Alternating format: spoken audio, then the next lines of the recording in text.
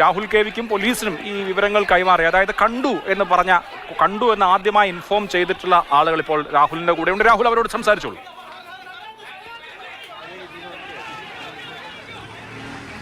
അഭിലാഷ്, തീർച്ചയായും ഗോവിന്ദചാമിയെ പിടികൂടാൻ കഴിഞ്ഞത് വളരെ ആശ്വാസം. അതിൽ ഏറ്റവും നിർണായകമായത് ഓട്ടോ തൊഴിലാളികൾ, നമ്മൾ നേരത്തെ പറഞ്ഞ കാർഡ് വായിക്കുന്നതിന് വേണ്ടി വന്ന ചേച്ചി, അതുപോലെ ഗോവിന്ദചാമി നടന്നു നീങ്ങുന്ന സമയത്ത് സംശയം പ്രകടിപ്പിച്ച ആളുകളൊക്കെയാണ്. അങ്ങനെ ഒരു വ്യക്തിയാണ് എന്നോടൊപ്പം ചേരുന്നത്. 9:05 കണ്ടതല്ലേ? 9:10 ഞാൻ കണ്ണൂരിലൂടെ ഒരു പ്രസ് ഉണ്ട്, സ്പോട്ട് ഓഫ്സെറ്റ് പ്രിന്റിംഗ് പ്രസ് എന്ന് പറഞ്ഞിട്ട്. എൻ്റെ പേര് കുഞ്ഞാമത് എന്നാണ്. രാവിലെ നമ്മളൊരു ഓഫീസുണ്ട് മദീന കോംപ്ലക്സിൻ്റെ അടുത്ത്, കേക്കേജിൻ്റെ തൊട്ടിപ്പുറം. അവിടെ നമ്മൾ പാർസൽ വന്നു കഴിഞ്ഞാൽ അത് എടുക്കാൻ പോകുന്നതാണ്. അപ്പോൾ രാവിലെ ഞാൻ എന്ത് ചെയ്തെന്ന് പറഞ്ഞാൽ എൻ്റെ സ്കൂട്ടി എടുത്തിട്ട് അങ്ങോട്ടേക്ക് പോകുമ്പോൾ ഈ വ്യക്തി ഒരു ശബരിമലയിലേക്ക് പോകുന്ന വ്യക്തികളെ പോലെ ഒരു മുഷ്ഞ്ഞ ഡ്രസ്സ് ഇട്ടിട്ട് അവിടുന്ന് കേക്കേജിൻ്റെ ഭാഗത്തു നിന്ന് ഇങ്ങോട്ടേക്ക് നടന്നു വരുന്നുണ്ട്. അതിന് തലമൊരു കെട്ടുണ്ട്, ഒരു കൈ ആ കെട്ടിൻ്റെ ഉള്ളിലുള്ളത്. അപ്പോൾ ഞാനത് പോയി മദീന കോംപ്ലക്സിൽ നിന്ന് സാധനം എല്ലാവരും പറഞ്ഞത് കൈ ഇങ്ങനെ മുകളിലാക്കി, കൈ ഉള്ളിൽ ഹാഫ് ആയതുകൊണ്ട് മുകളിൽ വെച്ച പോലെ ഉണ്ടാവുക. ആ കെട്ടിൻ്റെ ഉള്ളിലാകുമ്പോൾ പത്തിയിലാണോ, കൈപ്പത്തി ഇല്ലാത്തതുകൊണ്ടാണ് അങ്ങനെ അയാൾ വെച്ച് നടക്കുന്നത്. താഴെട്ട് കഴിഞ്ഞാൽ കൈപ്പത്തി കാണുമല്ലോ. അപ്പോൾ അയാൾ നടന്നു വരുന്ന സമയത്ത് ഞാൻ അവിടെ പോയി സാധനം പാർസൽ എടുത്ത് തിരിച്ചു വരുന്ന സമയത്താണ് ഈ ഓട്ടോക്കാരനും വേറൊരു വ്യക്തി സന്തോഷ് കുമാർ അങ്ങനെ ഒരു വ്യക്തി, നമ്മൾ മാക്സ് ഹോസ്പിറ്റലിലാണ് അവർ വണ്ടി സൈഡാക്കി. ആ സമയത്ത് എൻ്റെ വണ്ടി അവിടെ എത്തിയിരുന്നു. അപ്പോൾ ഇവരെന്നോട് ചോദിച്ചു അയാൾക്ക് കൈയുണ്ടോ എന്ന് ചോദിച്ചു. ഞാൻ ഇല്ലയെന്ന് പറഞ്ഞു. കൈയില്ലാന്ന് പറഞ്ഞപ്പോൾ എൻ്റെ ഒരു നമ്മൾ രണ്ടാൾ നിൽക്കുന്ന പോലെയാണ്. എൻ്റെ ഒന്നിച്ചിട്ടാണ് അയാൾ ഉള്ളത്. എൻ്റെ ലെഫ്റ്റ് സൈഡിലാണ് അയാൾ വണ്ടി എടുത്ത് വരുന്നത്. ഞാൻ വണ്ടി അവിടെ നിർത്തി, ഇയാളെ നോക്കി. അപ്പോൾ ഇയാൾ മറ്റേ ഓട്ടോ ഡ്രൈവർക്കാരൻ റോട്ടിൽ കഴിഞ്ഞോട് ചോദിച്ചു ഹിന്ദിയിൽ ഇയാൾ എന്തോ ചോദിച്ചപ്പോൾ കോൺസ അങ്ങനെ എന്തോ ഇയാൾ പറഞ്ഞു. അപ്പോൾ ഈ ഓട്ടോക്കാരൻ എന്ത് ചെയ്ത ഒരു വ്യക്തി തന്നെ അയാൾ ഗോവിന്ദചാമി എന്നിട്ട് കൂക്കിക്കണ്ണു. ഇല്ലെങ്കിൽ ശരിക്ക് നമ്മൾ രാവിലെ ടി വിയിൽ ജയിൽ ചാടിയത് അറിഞ്ഞിട്ടുണ്ടെങ്കിൽ എനിക്ക് പിടിക്കാൻ പറ്റുമോ? കാരണം എൻ്റെ അടുത്തുള്ള മുട്ടി ഒരുമില്ലാത്ത രീതിയിൽ അയാൾ ഇതേ ടൈം എന്ത് ചെയ്ത് ആ ഗഡങ്ങിൽ സൈഡിൽ ഒരു കൺസ്ട്രക്ഷൻ നടക്കുന്നൊരു ബിൽഡിംഗ് ഉണ്ട്, അതിലേക്ക് നടന്നു പോയി. കൂളായിട്ട് നടന്നു പോവുകയും ചെയ്യുന്നുണ്ട്. കുറച്ച് മുന്നോട്ട് എത്തിയാവുന്ന ഇയാൾ ഓടുന്ന കണ്ടപ്പോൾ നമ്മൾ കൺസ്ട്രക്ഷൻകാരനോട് പിടിക്കാൻ പറഞ്ഞു.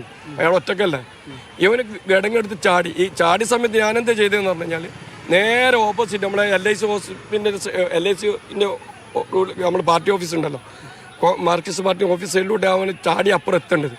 ഞാൻ എൻ്റെ വണ്ടി എടുത്തിട്ട് ഞാൻ നേരെ അതിലേക്ക് കയറിപ്പോയി. കൂടുതൽ പേര് വിവരം അറിയിച്ചു? ഇല്ലില്ല, ആ സമയത്ത് മറ്റേ വ്യക്തി കുമാർ എന്ന വ്യക്തി പുറത്തു നിന്നിട്ട് പോലീസിനെ വിളിക്കുന്നുണ്ടായിരുന്നു. ഞാൻ നേരെ ഓടിയത് എന്താണ്, ഓൻ അപ്പുറം ചാടിയില്ലെങ്കിൽ വണ്ടി എടുത്ത് ഓൻ്റെ മേത്ത് കുത്താലോ. ഞാൻ വണ്ടി എടുത്ത് ഓടി, ഒരു രക്ഷയില്ല, മുകളിൽ വരെ പോയി തിരിച്ചു വന്നു. തിരിച്ചു വരുമ്പോൾ പോലീസ് കാര്യങ്ങളും പറഞ്ഞു. പോലീസ് മാക്സിമം ട്രൈ ചെയ്തു. പക്ഷേ പോലീസിൻ്റെ വന്നൊരു അനാസ്ഥ ഞാൻ കണ്ടതെന്ന് പറഞ്ഞാൽ വന്ന സമയത്ത് ഇവർ ചോദിക്കുന്നുണ്ടായിരുന്നു. അപ്പോൾ ഞാൻ മനസ്സിലായി നിങ്ങൾക്ക് വേറെ ടെൻഷനൊന്നും അടിക്കണ്ട, നേരെ പോയിട്ട് മാക്സ് ഹോസ്പിറ്റൽ CCTV ഉണ്ട്, അവിടെ പോയിട്ട് നിങ്ങൾ നോക്കിക്കഴിഞ്ഞാൽ നിങ്ങൾക്ക് എന്ത് കിട്ടും, ഈ പുള്ളിക്കാരനെന്നോ എന്നുള്ള ഉറപ്പിക്കാമല്ലോ. അങ്ങനെ ഞാൻ പറഞ്ഞെടുത്ത സേറാലോ മാക്സിലേക്ക് പോയിട്ട് അവരോട് സജീറിനോട് വാങ്ങിയിട്ട് CCTV നോക്കി ഞാനും പറഞ്ഞു ഇതേ വ്യക്തിയാണെന്ന് തന്നെ പറഞ്ഞു ഉറപ്പിച്ചിരുന്നു.